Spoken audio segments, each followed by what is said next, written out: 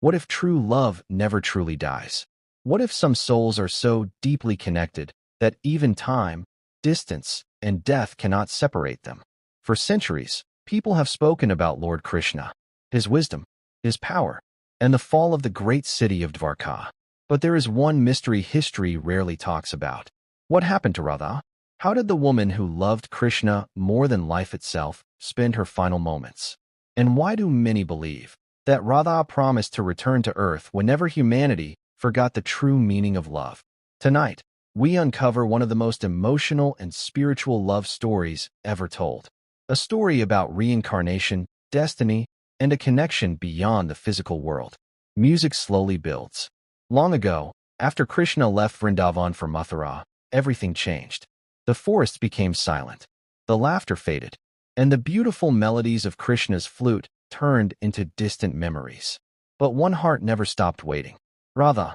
Years passed, and Radha grew old in a quiet forest near the Yamuna River.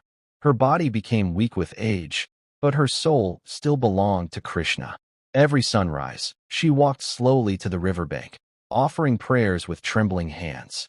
And every sunset, she waited for the sound of a flute, waited for a familiar voice, waited for Krishna. The villagers believed she was just an old spiritual woman living alone in the forest. But they noticed something strange. Whenever someone played a flute nearby, her tired eyes suddenly sparkled with life again, as if her soul recognized a melody the world had forgotten. Pause. One evening, Radha sat beside a sacred tulsi plant outside her small hut. The wind stopped moving. The sky turned golden, and softly, with tears in her eyes, she whispered, "My time has come, but I will not leave this world until Krishna comes to see me one last time." Soft echo effect. Far away in Dvarka, Krishna suddenly felt a deep pain in his heart. Even though he ruled a magnificent kingdom, something inside him had always felt incomplete. Then suddenly, he heard it. A voice carried through the universe. Krishna, his eyes filled with tears. Without telling anyone, Krishna left Dvarka immediately and journeyed toward Vrindavan. Days later, he finally arrived. There, beneath the tulsi plant, sat Radha with her eyes closed in meditation. Krishna softly whispered, "Radha." The moment she heard his voice, Radha opened her eyes, and after years of separation, she smiled. No anger, no complaints, no regret, only peace. Krishna gently held her hand as Radha whispered, "My soul is tired now. I only wish to see you once more." And beneath the sacred tulsi tree, Radha took her final breath. Music becomes emotional. But this was not the end, because before leaving her body, Radha spoke one final prophecy. When humanity forgets the true meaning of love, I will return again. Pause. Centuries passed. The world changed. Love became temporary. Relationships became selfish. People confused lust with connection. And then, Radha returned. In a small village near Barsana, a baby girl was born into a humble family. Her name was Lalita, but she was no ordinary child. Without learning from anyone, she could play beautiful melodies on a flute. Birds gathered around her. Animals became calm near her. Even the wind seemed to dance to her music. Villagers whispered, "She reminds us of Radha." As Lalita grew older, she began dreaming of a mysterious dark-skinned man standing beneath the moonlight, playing a flute. He never spoke, but somehow, her soul recognized him. One night, Lalita asked her mother, "Can you miss someone you've never met?" Her mother smiled softly. "That's impossible, child." But deep inside, Lalita knew what she felt was real.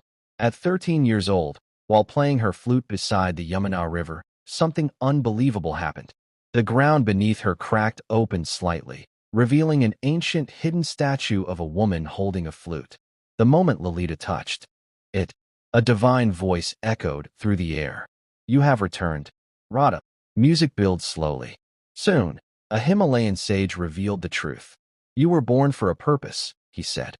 "The world has forgotten sacred love. You must remind humanity what true love really means."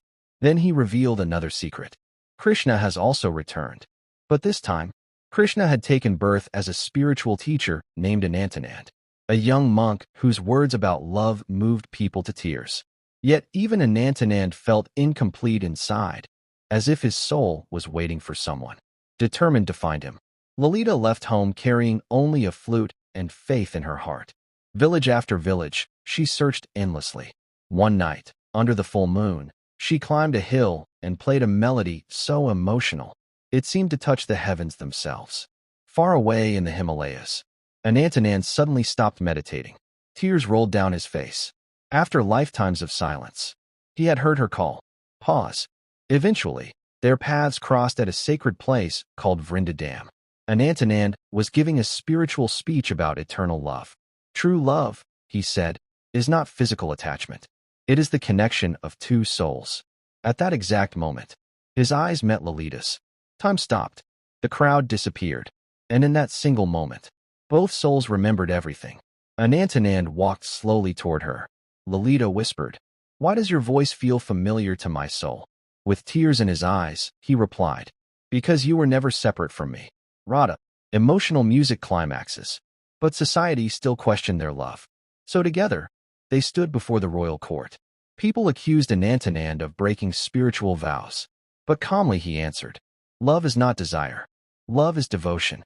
Love is the union of souls." Then Lalita spoke, "I did not love him with my eyes. I loved him with my spirit." The entire kingdom fell silent. Finally, the king stood and declared, "Marriage belongs to society, but love belongs to the soul." And, after countless lifetimes, Radha and Krishna's love story was finally complete. Soft piano music. Because true love never dies. It waits. It returns.